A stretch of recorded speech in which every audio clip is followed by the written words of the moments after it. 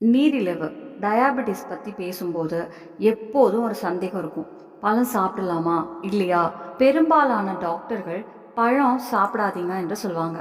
ஏன் சொல்கிறாங்கன்னா, பழங்களில் இயற்கையான சர்க்கரை நல்ல அளவுக்கு இருக்கும். அதனால தான் பலர் பயந்து பழங்களை தவிர்க்க ஆரம்பிக்கிறாங்க. ஆனால் இந்த வீடியோவில் நாம் என்ன பார்க்க போகிறோம்னா, டயபெட்டிஸ் இருக்கும் நபர்கள் பழம் சாப்பிடலாமா, சாப்பிடலாம் என்றால் எந்த பழங்களை சாப்பிடலாம் என்பதையே இன்னைக்கு நான் உங்களுக்கு சில பழங்களை பற்றி சொல்ல போகிறேன். அந்த பழங்களின் கிளைசமிக் இண்டெக்ஸ் மிகவும் குறைவாக இருக்கும்.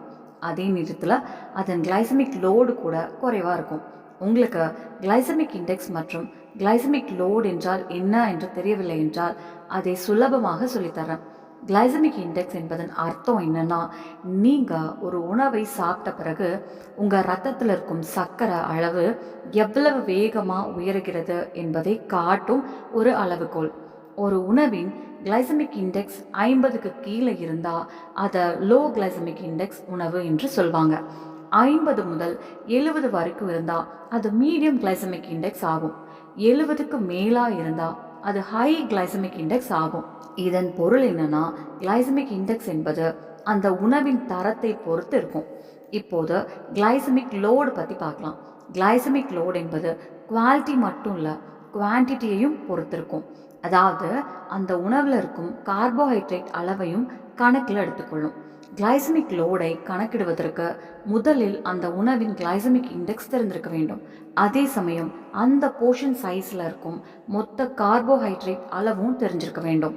பொதுவாக போர்ஷன் சைஸ் கணக்கிடும்போது 100 கிராம் சைஸ் அளவை எடுத்துக்கொள்வாங்க. கிளைசமிக் லோடு கணக்கிடும் ஃபார்முலா என்னன்னா, கிளைசமிக் இண்டெக்ஸ் இன்டூ அந்த போர்ஷன் சைஸில் இருக்கும் மொத்த கார்போஹைட்ரேட் அளவு டிவைடட் பை 100. இப்போது உங்களுக்கு கிளைசமிக் இண்டெக்ஸ் என்றால் என்ன, கிளைசமிக் லோடு எப்படி கணக்கிடப்படுகிறது என்பதெல்லாம் புரிஞ்சிருக்கும். அதனால் இப்போது கிளைசமிக் இண்டெக்ஸ் குறைவாகவும் கிளைசமிக் லோடு குறைவாகவும் இருக்கும் சில பழங்களை பற்றி பார்க்கலாம். அதனால் இந்த வீடியோவை கடைசி வரை கண்டிப்பாக பாருங்கள். வணக்கம் நண்பர்களே, இன்று நான் உங்களோட சில முக்கியமான பழங்களை பற்றி பேச போகிறேன். இந்த பழங்களின் கிளைசமிக் இண்டெக்ஸ் குறைவாகவும் கிளைசமிக் லோடு கூட குறைவாகவும் இருக்கும். அதனால் டயபெட்டிஸ் இருக்கும் நபர்களும் இந்த பழங்களை சுலபமாக சாப்பிடலாம். நண்பர்களே, இது முழு பட்டியல் அல்ல, இன்னும் பல பழங்கள் இருக்கின்றன. அவற்றின் கிளைசமிக் இண்டெக்ஸ் குறைவாகவும் கிளைசமிக் லோடு குறைவாகவும் இருக்கலாம். ஆனால் எல்லா பழங்களையும் ஒரு வீடியோவில் சொல்ல ஆரம்பித்தா வீடியோ மிகவும் நீளமாகிவிடும். அதனால் இந்த வீடியோவில் முக்கியமான 8 பழங்களை மட்டும் நான் சொல்ல போகிறேன். டயபெட்டிஸ் இருக்கும் நபர்கள் இந்த பழங்களை நிம்மதியாக சாப்பிடலாம். முதல் பழம் செரி. செரியின் கிளைசமிக் இண்டெக்ஸ் சுமார் 22 இருக்கும். அதன் கிளைசமிக் லோடு கூட மிகவும் குறைவாக இருக்கும். உங்களுக்கு இனிப்பு சாப்பிட வேண்டும் போல இருந்தால் செரி சாப்பிடலாம். செரியில் பொட்டாசியம் நல்ல அளவில் இருக்கும். அதே போல் ஆன்டி ஆக்சிடென்ட்ஸ் கூட அதிகமாக இருக்கும். நீங்கள் ஆன்டி ஆக்சிடென்ட்ஸ் உள்ள உணவுகளை சாப்பிட்டா அது உங்கள் உடலின் இம்யூன் சிஸ்டமை பலப்படுத்த உதவும். ஆனால் செரி எல்லா நேரமும் எல்லா இடத்துலையும் கிடைக்காது. அதனால் சில சமயம் அதை கண்டுபிடிக்க மார்க்கெட்டில் கொஞ்சம் தேட வேண்டி இருக்கும். உங்களுக்கு செரி கிடைச்சா அதை நிச்சயமாக சாப்பிடலாம். செரி கிடைக்கலனா பரவாயில்ல, அதுக்கு பதிலாக இன்னொரு நல்ல பழம் இருக்குது. அடுத்தது பேரிக்காய். பேரிக்காயின் கிளைசமிக் இண்டெக்ஸ் சுமார் 38 இருக்கும். அதோட கிளைசமிக் லோடு சுமார் 4 தான். பேரிக்காய் நல்ல இனிப்பாக இருக்கும் பழம். அதில் நல்ல அளவுக்கு ஃபைபர் இருக்கும். அதே நேரத்தில் தண்ணீர் சத்தும் நிறையா இருக்கும். அதனால் இதை சாப்பிட்டா உடம்புக்கு லைட்டாகவும் இருக்கும். பேரிக்காயை தோலோடு சாப்பிடலாம். உங்களுக்கு எப்படி பிடிக்குதோ அப்படி சாப்பிடலாம். நேரடியாகவும் சாப்பிடலாம், இல்லை சாலட் போட்டும் சாப்பிடலாம். பேரிக்காய் குறிப்பாக அசிடிட்டி பிரச்சனை இருக்கும் நபர்களுக்கு நல்ல ஒரு ஆப்ஷன். அடுத்தது ஆப்பிள்.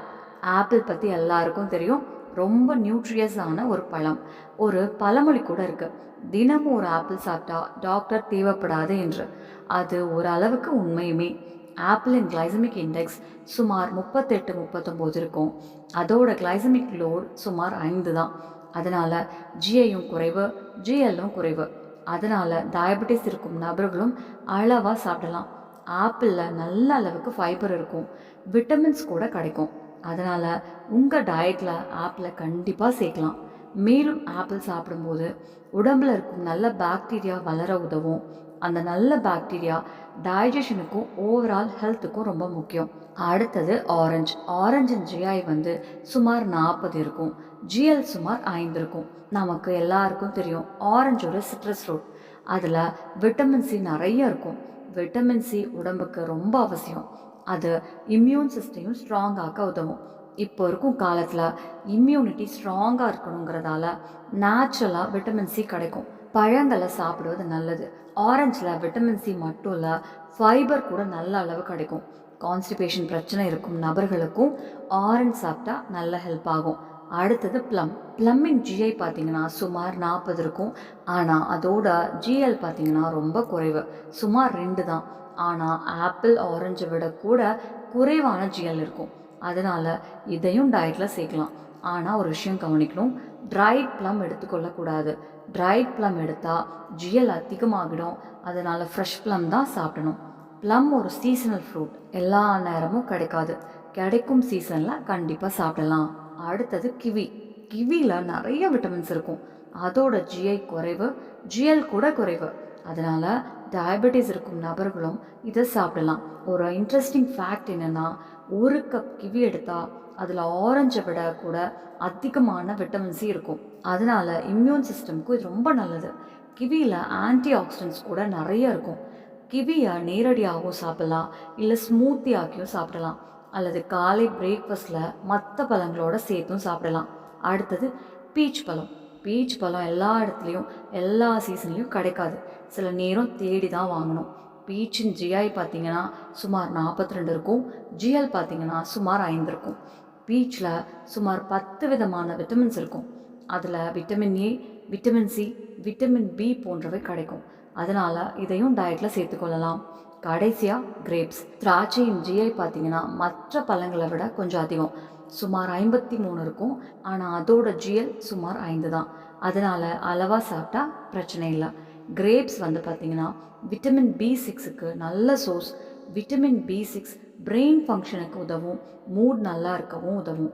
கிரேப்ஸில் ஃபைபர் கூட நல்ல அளவுக்கு இருக்கும். அதனால் கிடைக்கும்போது கிரேப்ஸையும் டயட்டில் சேர்த்து சாப்பிட்லாம்.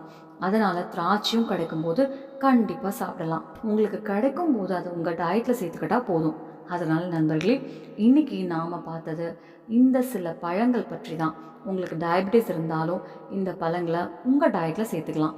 இந்த பழங்களை சாப்பிட்டாலே சுகர் லெவல் உடனே ஏறிடும்னு பயப்பட வேண்டிய அவசியமே இல்லை.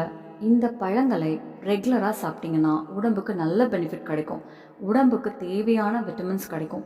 எனர்ஜி நல்லாயிருக்கும், மூட் நல்லாயிருக்கும், பிரெயின் நல்லா ஒர்க் பண்ணும். அதே மாதிரி இம்யூன் சிஸ்டம் கூட ஸ்ட்ராங் ஆகும். அதனால் இந்த பழங்களை உங்கள் டயட்டில் சேர்த்துக்கலாம். அதனால் சுகர் லெவல் கூட அதிகமாக ஏறாது. நண்பர்களே, இந்த வீடியோவை கண்டிப்பாக ஷேர் பண்ணுங்கள். ஏன்னா டயபெட்டிஸ் இருக்கும் நிறைய பேர் என்ன நினைக்கிறாங்கன்னா, பழம் சாப்பிட்டா சுகர் ஏறிடும்னு. அதனால் டயட்டில் இருந்து பழங்களை முழுக்க ரிமூவ் பண்ணிடுறாங்க. ஆனால் அது சரியான விஷயம் இல்லை. நிறைய பழங்கள் இருக்குது, அவங்களோட ஜிஐ குறைவு, ஜிஎல் கூட குறைவாக இருக்கும். அதனால் அந்த மாதிரி பழங்களை நாம் நிம்மதியாக சாப்பிடலாம், சாப்பிட வேண்டும் கூட. மேலும் பழங்களில் நிறைய விட்டமின்ஸ் இருக்கும், மினரல்ஸ் இருக்கும், ஆன்டி ஆக்சிடென்ட்ஸ் இருக்கும். இவை எல்லாமே நம்ம ஓவர் ஹெல்த்துக்கு ரொம்ப முக்கியமானவை. இந்த வீடியோலேருந்து உங்களுக்கு ஒரு நல்ல தகவல் கிடைத்திருக்கும்னு நம்புகிறேன். அடுத்த வீடியோவில் மீண்டும் சந்திப்போம். அதுவரை ஆரோக்கியமாக இருங்க, சந்தோஷமாக இருங்க. இந்த வீடியோவை பார்த்ததுக்கு ரொம்ப ரொம்ப நன்றிங்க. நம்ம சேனல்ல பிடிச்சிருச்சுன்னா லைக் பண்ணுங்க, ஷேர்